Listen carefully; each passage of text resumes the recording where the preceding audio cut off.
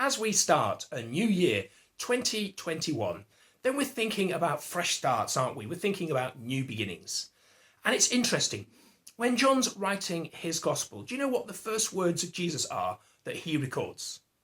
Well, this is what he puts at the beginning of his gospel when he's starting to write what Jesus says. John 1:36-39. As Jesus walked by, John looked at him and declared, "Look, there is the Lamb of God." When John's 2 disciples heard this, they followed Jesus. Jesus turned and saw them following. "What do you want?" he asked. They replied, "Rabbi," which means teacher, "where are you staying?" "Come and see," he said. So, Jesus turns to them and says, "What do you want?"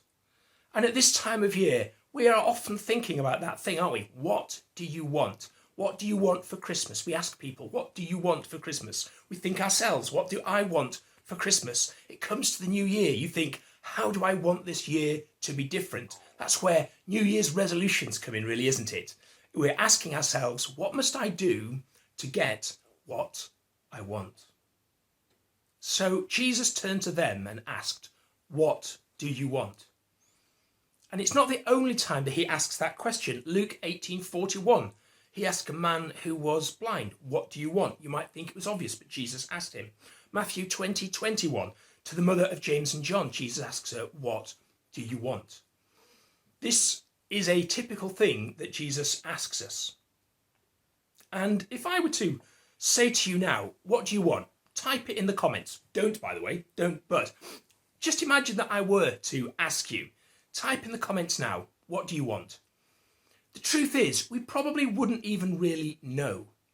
We'd start thinking, what should I say so that when other people find out what I want, that I will look good? Because what we want varies on so many levels. Right now, you might be wanting a cup of coffee. You might be thinking, oh, well, what I really want is a new car. But what I'm supposed to put is that I want an end to COVID or peace on earth or an end to war, whatever. There's a gap between what we have in our hearts for kind of what we want and what we think we ought to want and what's important and we don't really want it, but what isn't important and yet we find ourselves craving it. So it turns out to be a little bit more complicated question than you might think. I guess ultimately what we really want is to be happy. And in fact, our brains are hardwired that way. Our brain has got an idea of the sort of things that will make us happy. And our brain is pushing us to get those things, to acquire things, to have comfort, to have food, to have sexual gratification, all those kind of things. Our brain is saying, this is what will make you happy. And the sad truth is, our brain's pretty bad at knowing what will make us happy. It tells us if you don't have those things, you'll be unhappy. If you do have those things, you will be happy. And yet, we know that that isn't actually the reality. Because the thing that you think is going to make you happy can be the thing that makes you unhappy. Let me give you some examples. Obvious one is addictions. Pretty much every addiction that anybody gets into, they start that way because it makes them happy. Then they're stuck that way and it stops making them happy. In fact, it can make them unhappy. Okay, maybe that's an extreme example. Let's bring it closer to home. Have you ever said to yourself, I've drunk too much. I've had too much to drink. You drank to make yourself happy, but you reached a point where you were not happy anymore. Okay, lots of good Christians watching this then. You say, no, I don't get drunk, Ian. All right then, have you ever said, I've eaten too much? We've just had Christmas. At any point in these celebrations, have you said to yourself or thought to yourself, I've eaten too much. I should not have had that much chocolate. Now I reckon you're all admitting it. You see, we do that eating to make us happy. I stuck my face with chocolate to make me happy. But there can come a point where you think, oh no, I've overdone it. The thing that I did to make me happy now makes me unhappy. Have you ever bought something on impulse? You see something and you think, oh, if I had that, that would make me happy. You buy it. And then a couple of days later, you're thinking, Why on earth did I buy that? Why did I waste my money on that thing? You bought it to make you happy, but then it makes you unhappy.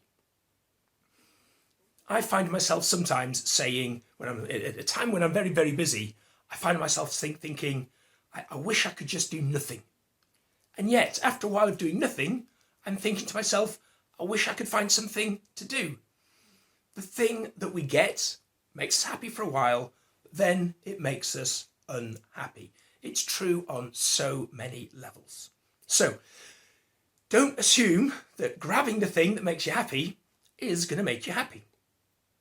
The irony is that there are some things that make you unhappy, but in the long run, they make you happy.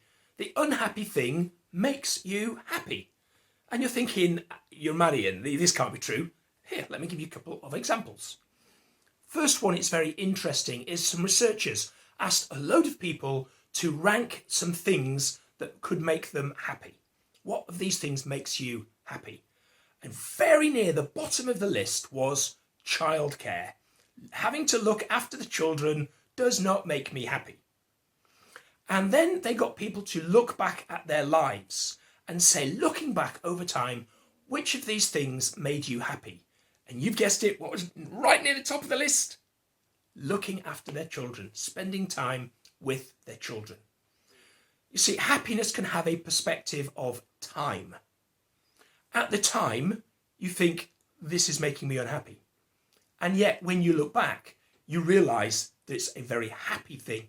Those memories, those times are very, very precious, and they make you happy. There's also a perspective of effort. You see, if you work really, really hard to achieve something, whilst you're working hard, that does not make you happy. But when you achieve it, you feel really happy. And in fact, the harder work it was, then the happier you feel once you've achieved it. An example of this is if you're trying to gain a qualification. When you're doing all of that working, that studying, those exams, none of that makes you happy. But when you get that qualification, that makes you really happy. And the strange thing is that the harder it is, in other words, the more unhappy it makes you whilst you're doing it, then at the end of it, the happier you feel, because you feel a greater sense of achievement. You'd think it's the effect that would make you happy. You'd think it's the qualification that would make you happy. But if you buy one of those fake qualifications off the internet, that doesn't make you happy, but it looks like you've got the same effect. In fact, research has shown that when you get something and it's really, really easy to get it, it doesn't even make you happy at all. Let's get back to our original question then. What do you want? Because I haven't really shed much light on the matter. Probably all we've got out of what I've said so far is, I want to be happy, but the problem is I'm not even certain what's going to make me happy. So let me try and be a bit more helpful. There's two ways of looking at this that I think are useful. The first is a knowledge-based answer. In other words, I'm going to give you some information. Now, we teach a course called Freedom in Christ, which I can recommend. And it talks about happiness and good life in terms of success, significance, fulfillment, satisfaction, happiness, fun, security, and peace. It says these are basically the things that we want. And it suggests the following. Success comes from having the right goals. If you're chasing the wrong things, you're never really going to be successful at all. So we need to examine our goals. Significance comes from proper use of time. If you feel you're wasting your time, you have no significance. If you're doing something useful with your time, you will have significance.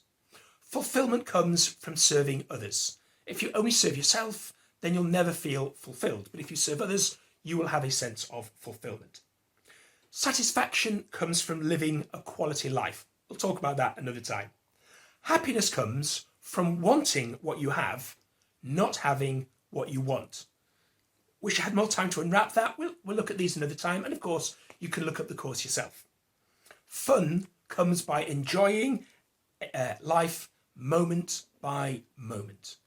So fun is being in the present, enjoying what's happening now, looking for what's going on now and taking some fun from it, rather than trying to look and anticipate future fun. Security comes from focusing on eternal values.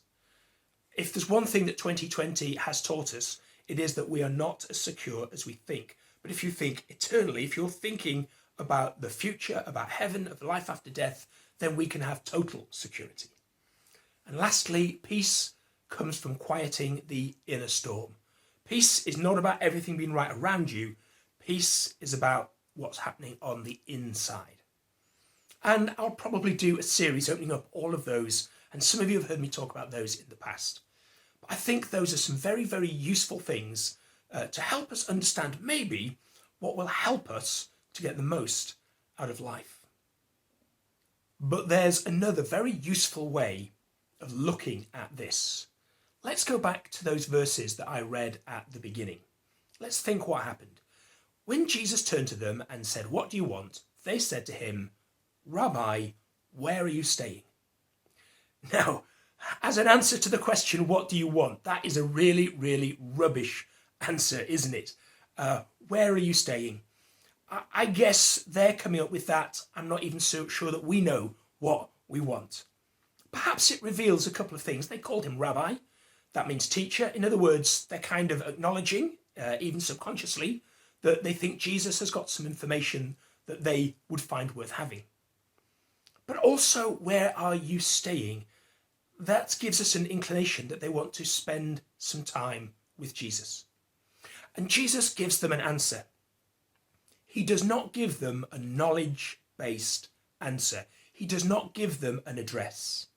He says, "Come and see." He gives them an invitation. He gives them an experience-based answer. I'm not going to tell you what you're asked. I'm going to show you what you've asked. Come with me. And that moment changed their lives. We know that one of those two disciples was Andrew, who went on to become one of the 12 disciples. His entire life was changed when Jesus gave the invitation, "Come and see," and he accepted that invitation. We're not absolutely certain who the second disciple was, but there's a strong inkling that it might have been John who actually was writing this gospel, because he often used to keep his name out of things. Not always, but it's a possibility that it was John. Either way, the invitation of Jesus to come and see is a life-changing invitation if we accept it. So here, at the beginning of 2021, put yourself in the place of those disciples. Jesus turned to them and said, "What do you want?" And Jesus turns to you and asks, "What do you want?" And it's not a "stop bothering me, what do you want, go away." It's not that sort of a "what do you want." It is a genuine, what are you looking for? What are you seeking? What are you trying to achieve? It's a profound question. And he genuinely wants to know your answer. In each of the cases where Jesus asks, "What do you want?" he responds differently depending on what the person asks him for. So whatever you do want, Jesus will respond to you as an individual. He will take your answer seriously, no matter how flippant an answer you might give, no matter how profound an answer you might give. Jesus starts right where you are and listens to you. In fact, he already knows better than you do what you want, but he wants to have that conversation. And so he begins by saying, "What do you want?" But beyond all of that, Jesus also wants to invite you on a journey in 2021. He wants to invite you to experience him, to experience his presence, to experience life as a Christian, to live out the calling that he has for you. And we're going to be doing a whole series starting next week on the calling that Jesus has on your life. Yeah, on every single one of us. And he's inviting you on that journey, but it starts from this invitation. Do you want to come and see? Do you want to spend time with him? Do you recognize that he's got something to teach you and that he's worth knowing where he's at so that you can spend time with him? Because that's your invitation. Come and see. What are you going to do about it?